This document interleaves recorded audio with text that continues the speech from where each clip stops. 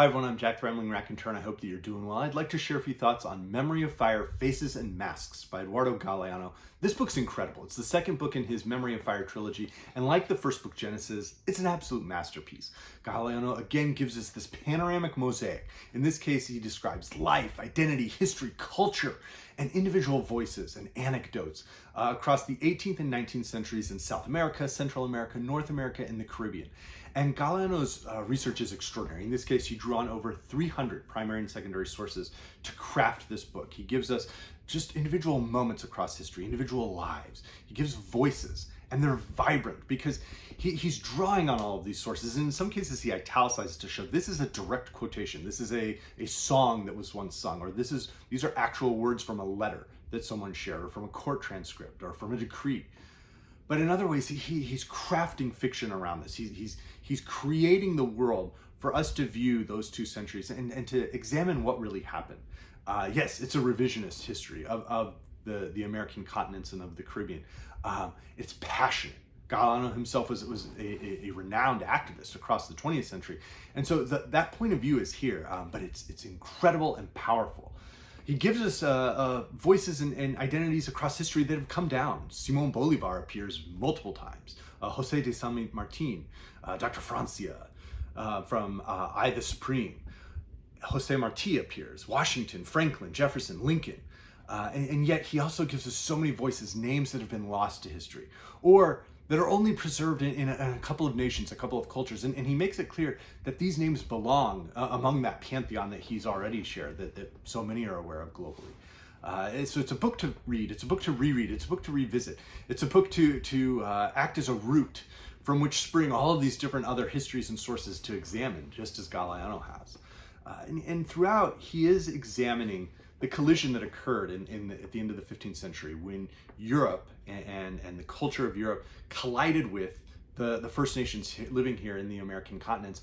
And throughout this book now, he's examining what was lost, but also what was emerging, and specifically, what are the nations that emerged across the 18th and 19th centuries on these continents, and how did they emerge? Who was behind that emergence?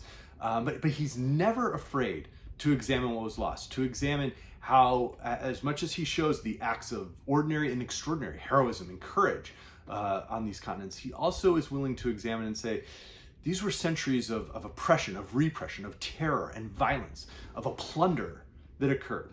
And he's unflinching in portraying that side as well. But let's examine a couple of pages, a couple of readings, because there are so many details that make the book extraordinary. At one point, he actually addresses a historical figure, Don Artigas. Without turning your head, you bury yourself in exile. I see you. I am watching you. The Paraná slips by with the sluggishness of a lizard, and over there, your flaming, torn poncho fades into the distance at a horse's trot and is lost in the foliage. You don't say goodbye to your land. She would not believe you, or perhaps you still don't know that you're leaving for good. The countryside turns gray. You are going defeated, and your land is left breathless. The children to be born of her, the lovers who come to her, will they give her back her breath? Those who emerge from that land, those who enter it, will they prove themselves worthy of such deep sadness? Your land, our land of the south, you will be very necessary to her, Don Jose. Every time the greedy hurt her and humiliate her, every time that fools believe her dumb or sterile, she will miss you, because you, Don Jose Artigas, general of plain folk, are the best word she has spoken. He is... In another place, he shows the ideas of Simón Rodriguez, who had been a tutor to a much more famous historical personage. And this is a primary source. The author is considered mad. Let him transmit his ravings to the fathers yet to be born. Everyone must be educated without distinction of race or color. Let us not deceive ourselves. Without popular education, there will be no true society. Instruction is not education. Teach, and you will have people who know. Educate, and you will have people who do. To order recital from memory of what is not understood is to make parrots. Do not in any case order a child to do anything that has no why at the foot of it. If you accustom the child always to see reason behind the orders he receives, he misses it when he does not see it, and asks for it, saying, why?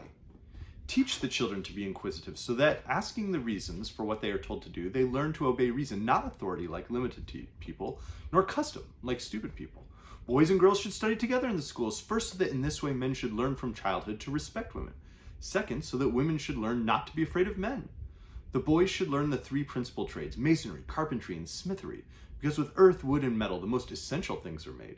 Instruction in a trade should be given to women, so that they will not prostitute themselves out of necessity, nor make marriage a speculation to assure subsistence. He who knows nothing can be deceived by anyone. He who has nothing, anyone can buy. And that's from 1820, an incredibly still progressive idea in terms of education, in terms of learning trade, in terms of learning how to do things. And not to just merely be obedient, but to have our own critical thinking capabilities. And so the way that Galeano creates these voices, creates these lives, is truly extraordinary. He notes about a 3-paragraph section on Thomas Jefferson, about a 3-paragraph section on Franklin, Ben Franklin, and then he has a page-long section, If He Had Been Born a Woman. Of Benjamin Franklin's 16 brothers and sisters, Jane is the one most resembling him in talent and strength of will. But at the age when Benjamin leaves home to make his own way, Jane marries a poor saddler who accepts her without dowry, and 10 months later bears her first child. From then on, for a quarter of a century, Jane has a child every 2 years. Some of them die, and each death opens a wound in her breast. Those that live demand food, shelter, instruction, and consolation. He goes on to list what her daily life was like, what her full life was like. He concludes by saying, Benjamin, founder of a nation of inventors, is a great man of all the ages. Jane is a woman of her age, like almost all women of all ages, who has done her duty on this earth and expiated her share of blame in the biblical curse. She has done all she could to keep from going mad and sought in vain a little silence. Her case will awaken no interest in historians.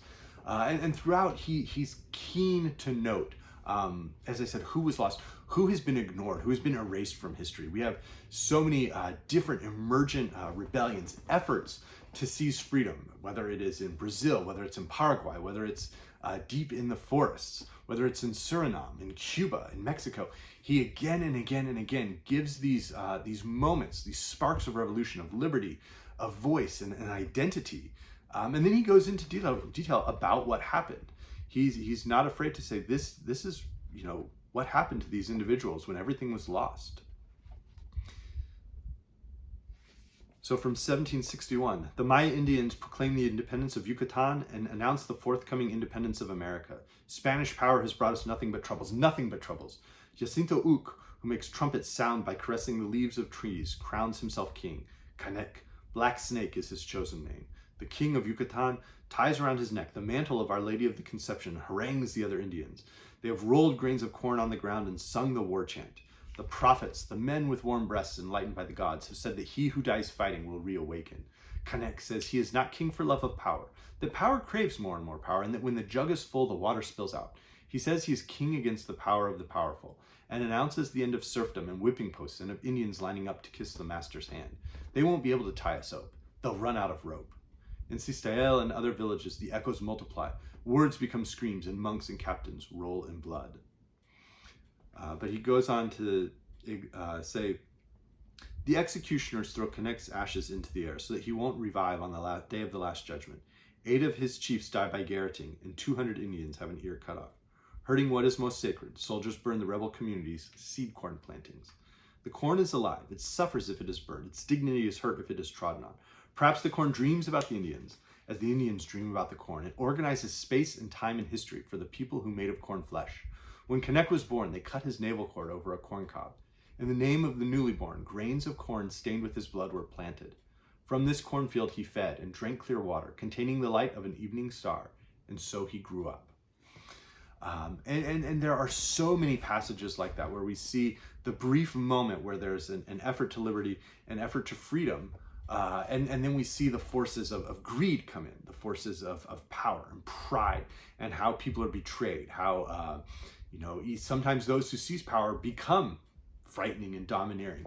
Certainly, he's unflinching in that, but he continues to always find the voices of the voiceless and share those across Faces and Masks. And so, as I said, it's a book to read and to examine.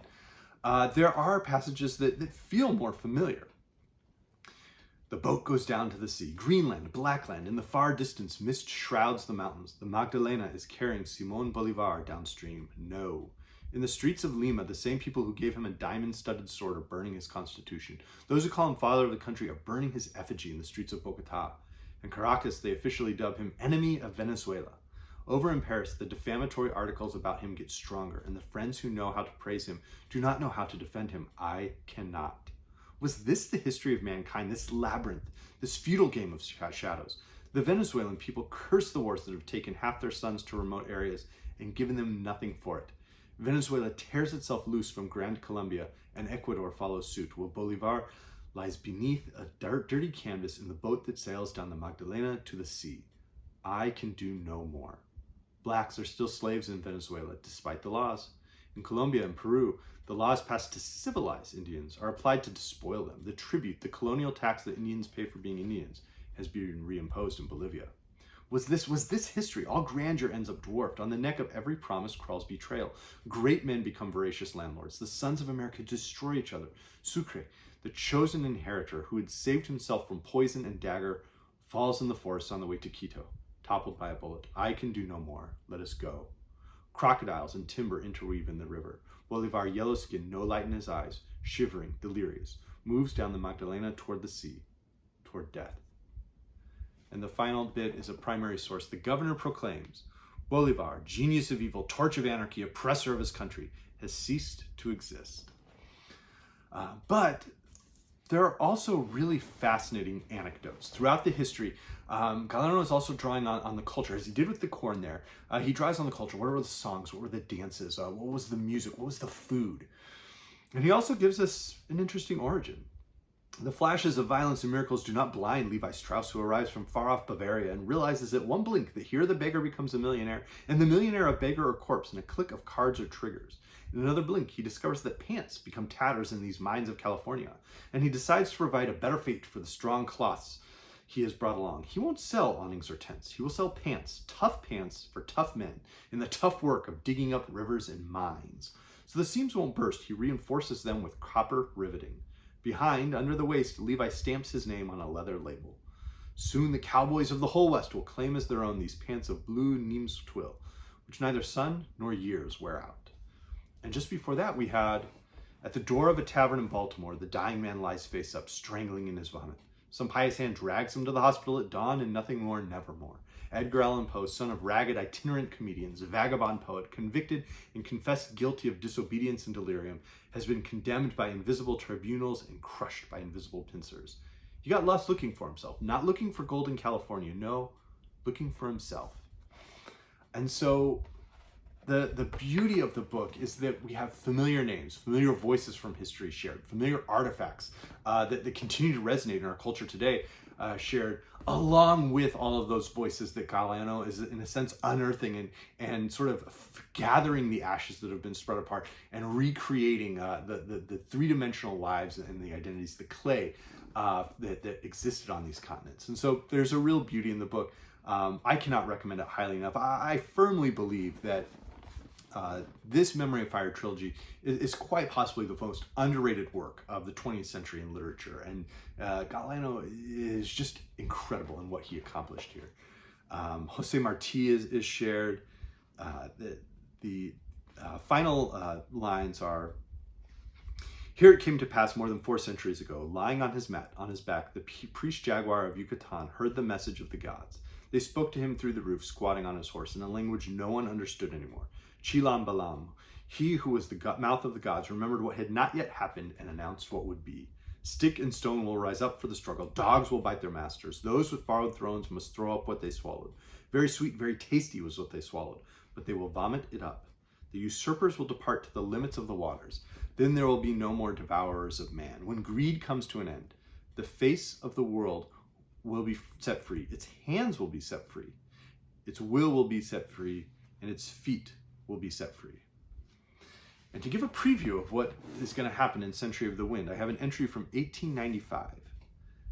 At the doors of this adobe house, people gather, drawn by the cry. Like an upside-down spider, the newborn baby moves his arms and legs. No magi kings come from afar to welcome him, but a farm laborer, a carpenter, and a passing market woman leave gifts. The godmother offers lavender water to the mother, and to the child a pinch of honey, which is his first taste of the world.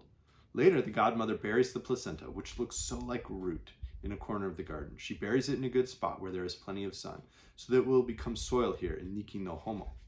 Within a few years, the child that just came from that placenta will become soil too, the rebellious soil of all Nicaragua, because that is his name will be Sandino. And so this is a book to acquire if you have not yet. Find it and read it.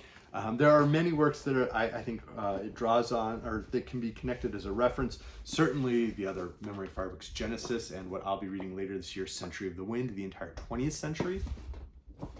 But we also have various fictional works that have drawn on this. Gabriel García Márquez with The General and his Labyrinth examines that those final days of Simón Bolívar. Zama from Antonio di Benedetto examines sort of the jungles of Argentina and Paraguay in this work in the 18th century. Alejo Carpentier with the Kingdom of this World. Here we have King Henri Christophe in Haiti. We get the entire, in Fraser's Mass, the reference to this, but also the Great Haitian Revolution with Toussaint Louverture. Explosion in Cathedral is not necessarily referenced with what happened in Guadeloupe, yet the parallels, and Carpentier and Galeano had very similar sort of points of view in terms of how they were viewing history, how they were viewing the role of literature within history. We get a reference to Martín Fierro and certainly Gabriela Cabezon Camara with The Adventures of China Iron did her job in exploring that story. William T. Vollmann with The Dying Grass, I think, has probably come closest to doing what Galeano did here. He, again, scrupulously sources so many different voices and artifacts and primary sources from the Nez Perce War, and really has this point of view of these were crimes perpetrated against the First Nations, and that's how we should remember many of them. If you want a very different view, of course, one could read Flashman and the Redskins by George MacDonald Fraser, but as well, certainly I, the Supreme by Augusto Bastos, that Dr. Francia has mentioned, or The Black Jacobins is a great book that I think aligns more closely with what Galeano was doing. But let me know if you've read this. Let me know if you've read Genesis. I read it last summer and was absolutely astounded. And this work just confirms what a true monument it is in 20th century literature. So I hope everyone's doing well. Thank you.